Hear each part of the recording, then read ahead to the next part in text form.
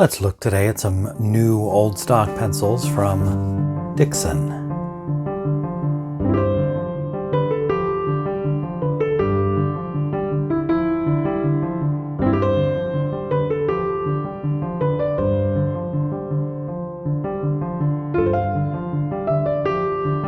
Hello everyone.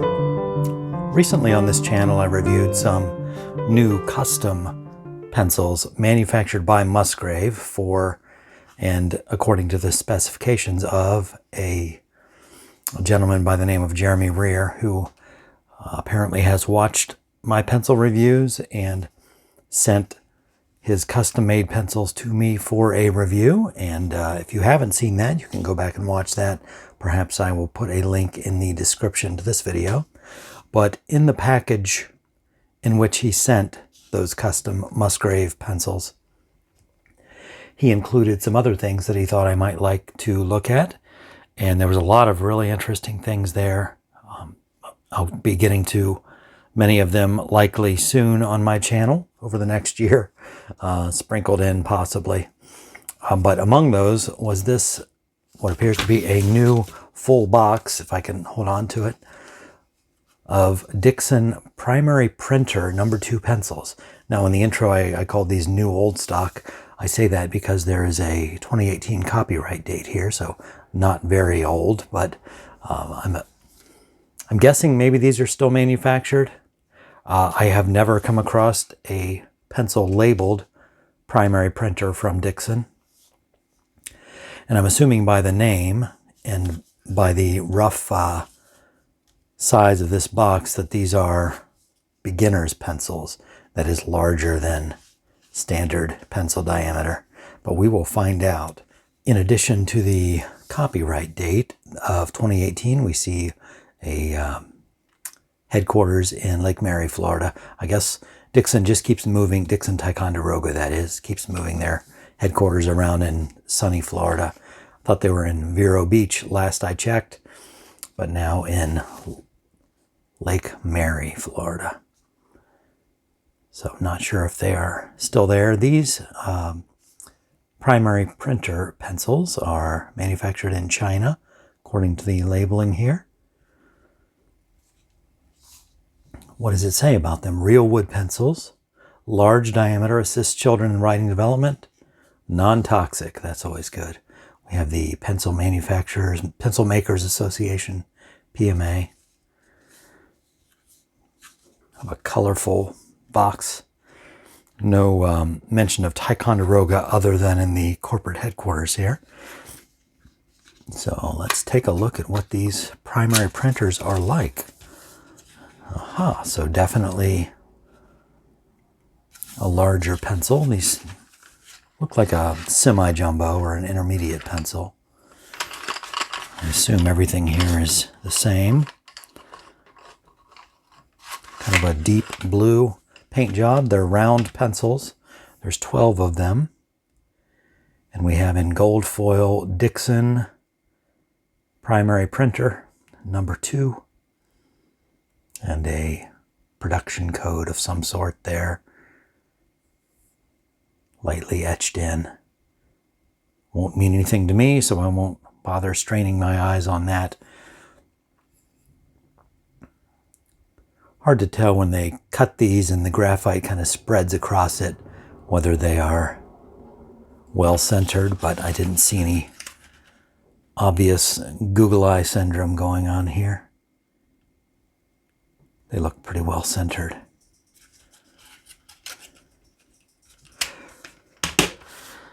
So, relatively simple visually. Dark blue paint job, round pencil, no ferrule, no eraser, no cap. Dixon Primary Printer No. 2, and that is it. So there's not much to talk about here in the appearance. Let's just sharpen it. We'll try it out. Actually, before I do that, I'm curious if it will fit in this. Because a Laddie will fit in here. Nope, this must be slightly larger than a Laddie. At least I believe a Laddie fits in there. Pretty sure it does. Okay, so we'll use the jumbo aperture on this cheap handheld sharpener.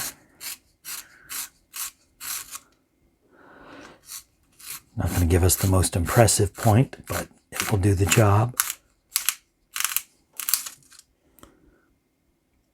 Kind of a scary sound, but we arrived at our destination unscathed. Well, it's broken a little bit there at the very tip. You may or may not be able to see. Kind of this brittle graphite sounds. The wood is clearly not cedar, but Dixon Ticonderoga hasn't been using cedar for some years now. See if I have a currently manufactured Laddie, because that appears to be the counterpart for this pencil. They seem to be about the same diameter. It may be slightly larger than a Laddie, which would explain why the Laddie will fit in this deli sharpener, but the primary printer will not.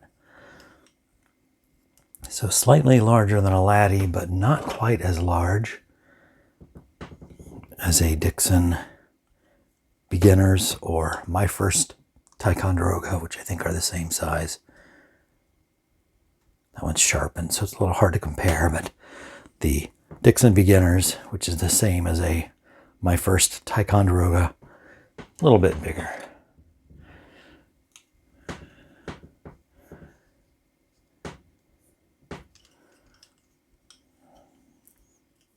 So a departure here from the Ticonderoga colors in the primary printer, and no mention of Ticonderoga on the box other than on the address. I'll keep those two close by here because I might want to compare when we try writing with this, which let's do that now.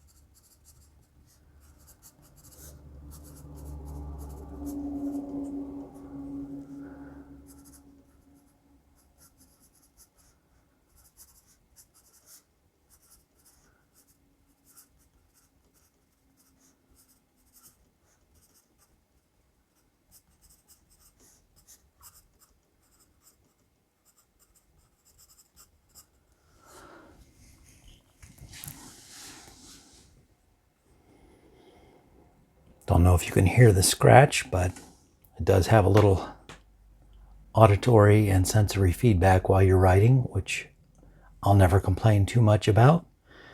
Kind of enjoy that.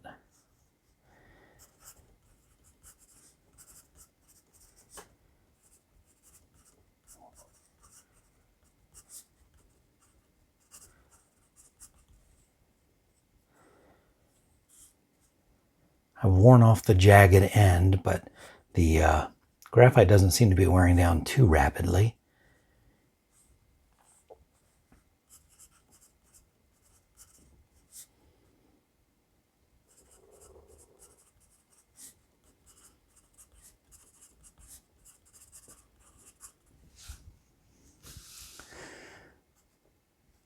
Okay.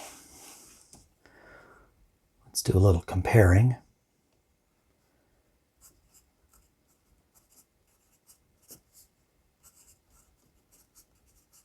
Kind of like the name, primary printer.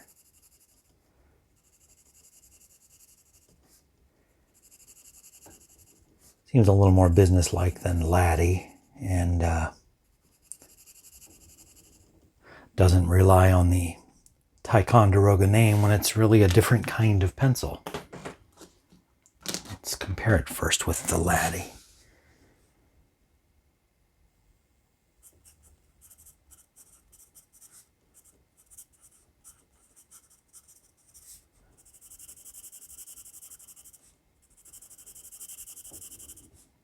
Whenever you have a wood pencil that does not have an eraser or ferrule, you get a specific type of vibration, I notice, and sound. that a ferrule and eraser tends to mute a bit. That being said, and I know this is a longer point because that was made by the Deli sharpener,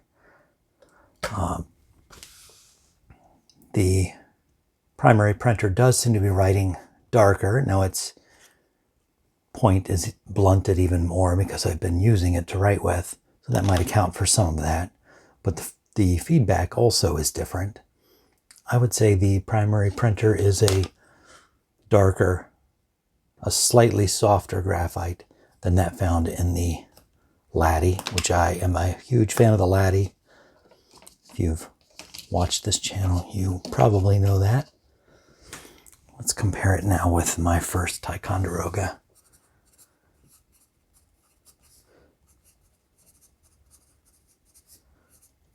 This seems a more apt comparison. It feels more similar. Now my first Ticonderoga has an eraser that tends to, as I said, dampen down or mute the feedback, changes the vibration one feels. I think the primary printer is closer in feel and in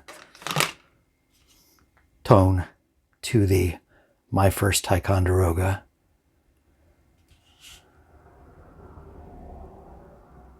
But they're not that far apart, the three of them, from each other.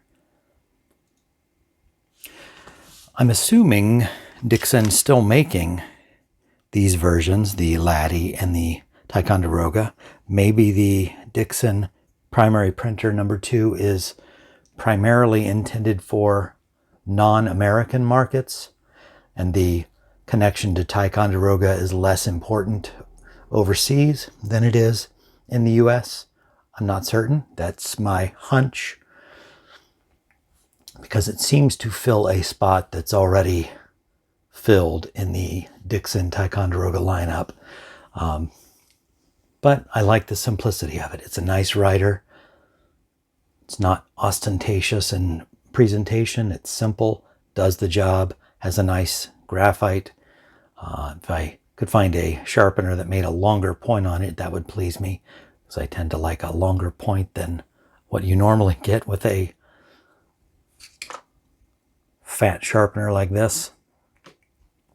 But I give it a thumbs up. Thanks for sending these my way, Jeremy, and letting me try these. Something I've never come across, didn't know existed, but I like it. It's something I've always enjoyed, working with a fatter pencil, and this one's a pleasure.